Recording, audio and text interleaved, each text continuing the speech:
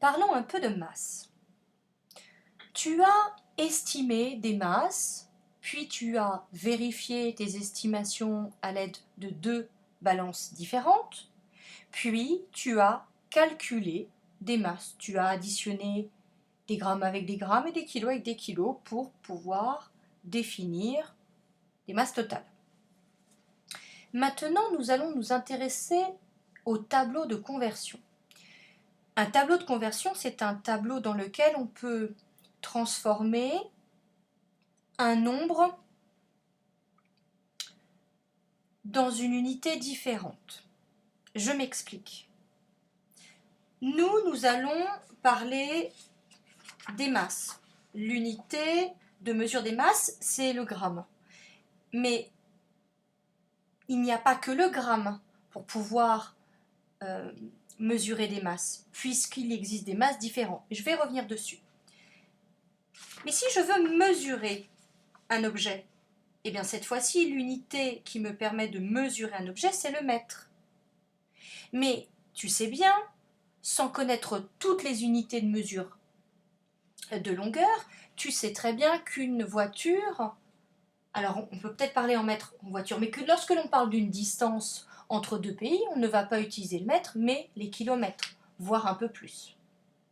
Donc on a besoin, lorsque l'on mesure quelque chose, on a besoin d'unités différentes, puisqu'on a des choses qui sont très grandes et d'autres qui sont très petites, si on parle de mesure, qui sont donc des masses importantes ou petites, plus lourdes ou plus légères pour les masses, et les contenances, donc tous les volumes, eh bien l'unité de mesure c'est le litre, et au sein donc de la mesure des contenances, on sait que lorsque l'on fait une recette, on n'utilise pas forcément que des quantités en litres, parce qu'on ne cuisine pas pour 20 personnes, mais qu'on a besoin de quantités plus petites.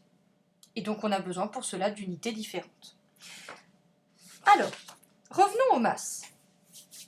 Alors, ces unités de mesure des masses, donc le gramme tu le connais, son unité s'écrit G, et en général c'est quelque chose que tu connais bien. Mais j'aimerais bien te donner des références pour les grammes et pour les autres unités de mesure des masses. Alors, par exemple, en grammes, tu peux peser un bâton. Un bâton de glace, ça se mesure en grammes. Alors, en dessous des grammes, ce qui est plus petit qu'un gramme, qu'on utilise moins, c'est vrai. Alors en cuisine, il peut arriver qu'on en ait besoin, mais quelque part, c'est peut-être, on va dire, les biologistes, certains scientifiques qui s'intéressent à l'infiniment petit ou au petit et à l'infiniment petit, qui vont utiliser ces unités de mesure des masses. Donc par exemple, le décigramme que l'on nomme DG, eh bien c'est l'équivalent d'un noyau d'olive. Voilà, un noyau d'olive, on va le mesurer en décigrammes.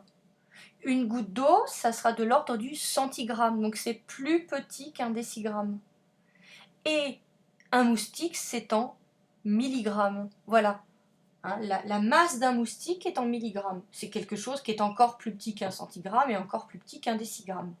Donc tout ça, c'est plus petit. C'est plus léger, si tu préfères, qu'un gramme. Maintenant, de l'autre côté, il y a donc des objets qui sont plus lourds. Alors, au-dessus du gramme, on a le décagramme, hein, décigramme, décagramme, la décagramme. Et le décagramme, qu'est-ce qu'on va pouvoir peser en décagramme? Un œuf de poule en décagramme. En hectogramme, un livre de poche. Et en kilogramme, un litre d'eau. Donc c'est pour te montrer, même si tu le sais déjà, que finalement, ces unités de mesure des masses, qui peuvent te paraître un peu barbares au départ, elles font référence à des choses que tu connais. Voilà, donc pour t'aider, tu peux te faire des images d'objets qui peuvent se poser en grammes, en décigrammes, en centigrammes. Et donc, en mathématiques, on va te demander, régulièrement de convertir, de transformer par exemple quelque chose en grammes, en milligrammes ou en hectogrammes. Pour cela, c'est bien d'utiliser, alors, hop, on va d'utiliser donc un tableau de conversion. Je vais te montrer comment utiliser un tableau de conversion en ligne. Donc là, tu vois, tu as...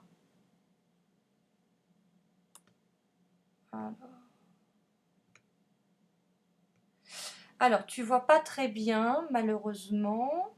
Je vais essayer de décaler. Voilà, c'est mieux comme ça. Alors, quand tu tombes, donc tu tombes directement sur cette page.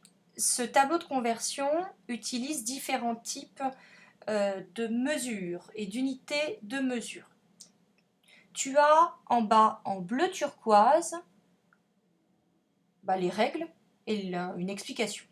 On te dit de choisir le système de mesure, mètre, litre ou gramme. Là, tu es en mètre automatiquement. Nous, ce que l'on veut, nous n'allons pas mesurer des longueurs, mais nous allons mesurer des masses, et c'est en grammes. Donc, j'ai besoin que tu choisisses ici le système de mesure grammes. Et tu vois, voilà, tu as ton tableau. Ensuite, tu vas pouvoir choisir ici l'unité de mesure que tu souhaites utiliser. Donc par exemple, là, moi, on est dans les grammes, d'accord? Et tu as un plus et un moins.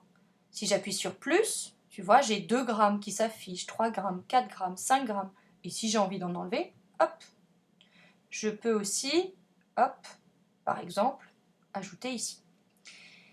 Tout simplement, si je veux savoir, si je veux transformer 4 grammes, combien ça fait en décigrammes, ici, tu vois, je viens de te montrer, eh bien, je bascule, j'ai juste à mettre le doigt, enfin la souris, sur, il y a bien marqué décigrammes, sur l'unité de mesure que je souhaite, dans laquelle je souhaite transformer ma masse, et je vois tout de suite le résultat. Je reviens, regarde, donc 4 grammes, ça fait 40 décigrammes.